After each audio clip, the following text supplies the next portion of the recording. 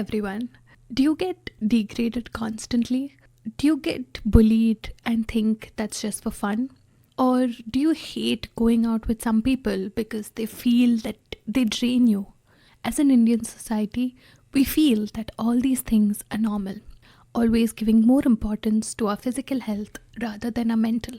People who bully you or make you feel low are not being fun or joking, they're being toxic, and you are in a toxic relationship.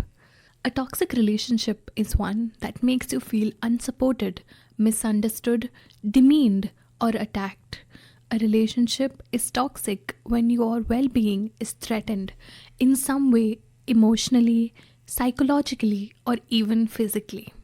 On a basic level, any relationship that makes you feel worse rather than better can become toxic over time. Toxic relationships can exist in just about any context, from the playground to the boardroom to the bedroom. You may even deal with toxic relationships among your family members. You only can tell if bad outweighs the good in a relationship. But if someone constantly threatens your well being by what they're saying, doing, or not doing, it's likely a toxic relationship. Relationships that involve physical or verbal abuse are definitely classified as toxic. But there are other non subtle signs of a toxic relationship. You give more than you're getting, which makes you feel devalued or depleted. You feel constantly disrespected or that your needs aren't being met. You feel like a toll on your self-esteem over time. You feel unsupported, misunderstood, demeaned, or attacked. You feel depressed, angry, or tired after speaking or being with other person. You bring out the worst in each other. For example, your competitive friend brings out a spite-based competitive streak that is enjoyable for you. You are not your best self around the person. For example, they bring out the gossipy side of you, or they seem to draw out a mean stake you don't normally have. You feel like you have to walk on eggshells around this person to keep from becoming a target of their venom. You spend a lot of time and emotional strength trying to cheer them up. You are always to blame. They turn things around, so you think that you are wrong and you're always on fault. Not all toxic relationships are abusive. However, all abusive relationships can be considered toxic. In a toxic relationship, there is usually a lack of respect and a violation of boundaries. Sometimes this behavior occurs without the person even realizing they're doing it. But if this kind of behavior is consistently repeated with the active intent to harm the other person, the relationship could be considered abusive. Abuse can make many forms, such as psychological, emotional, and even physical abuse. Abusive relationships tend to also follow the cycle of abuse. For example, the stages of the cycle of abuse usually involve tension starts to build, and act of abuse occurs. The person who committed the act apologizes and blames the victim or even minimizes the abuse. This is a period of time during which no abuse occurs. However, the cycle eventually continues. In addition, toxic relationships may be more subjective than abusive ones. For instance, if you have a history of being lied to, you might consider anyone who lies as a toxic person.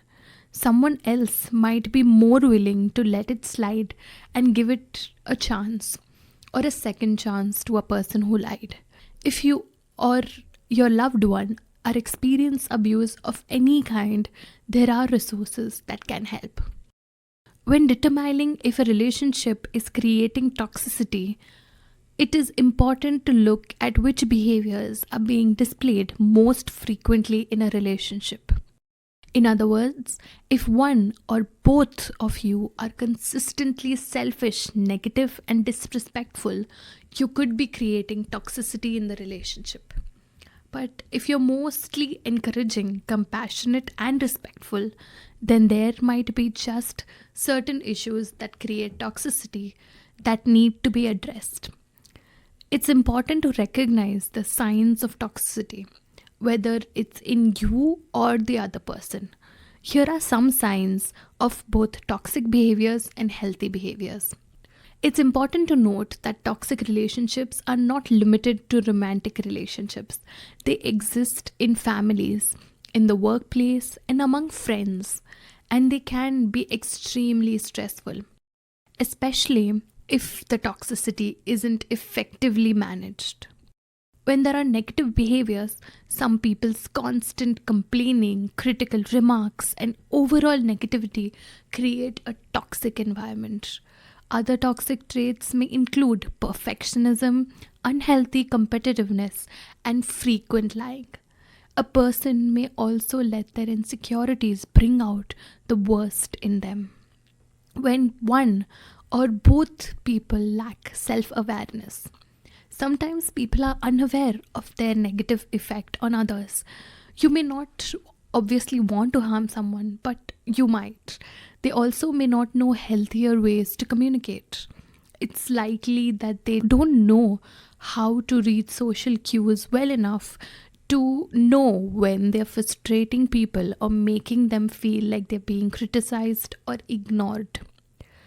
When a person intentionally hurts others, some people are deliberately rude and hurtful. In these situations, you may feel singled out and targeted through their means, words, or actions. A person may also try to control or manipulate you, which is also a toxic behavior. When a person is abusive, when people repeatedly and intentionally hurt you, their behavior can be considered abusive. Whether they are constantly gossiping or they're physically harming you in any way, abuse is never okay.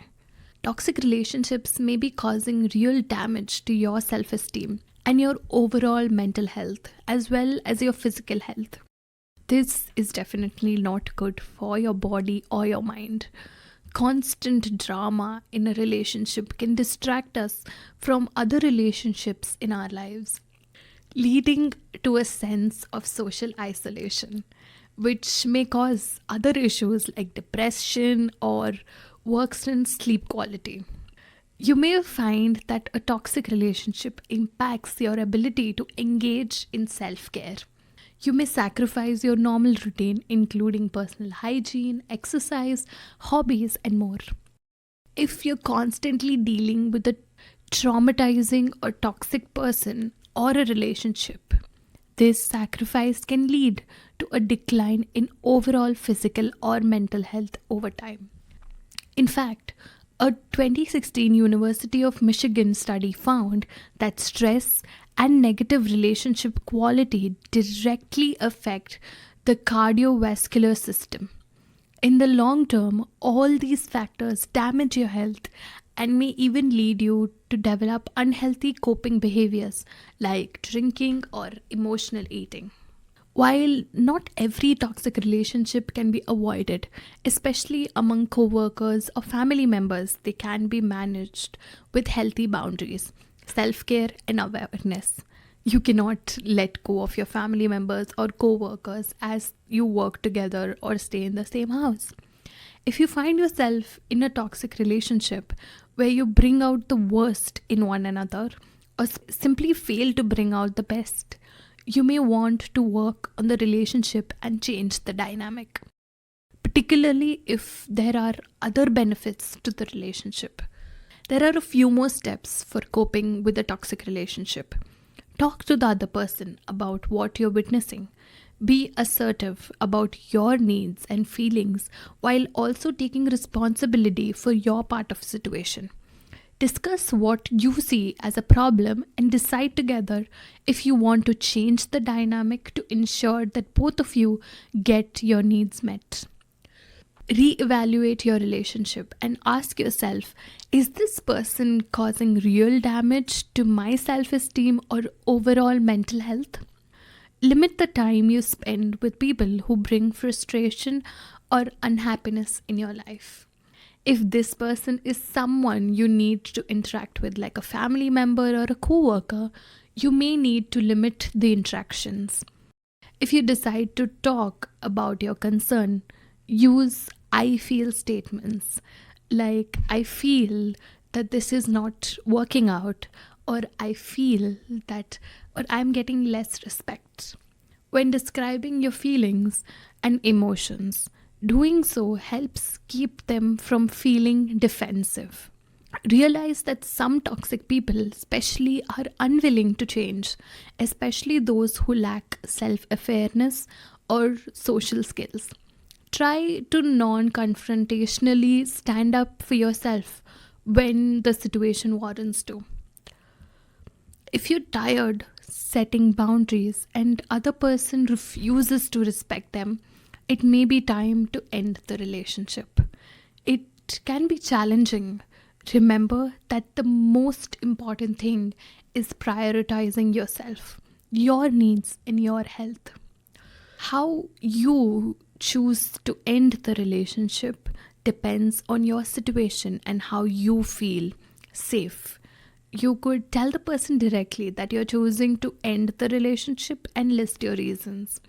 Or let the relationship fade away over time, slowly communicating with the other person less and less. Discontinue communication immediately, particularly if the relationship is threatening or you feel unsafe.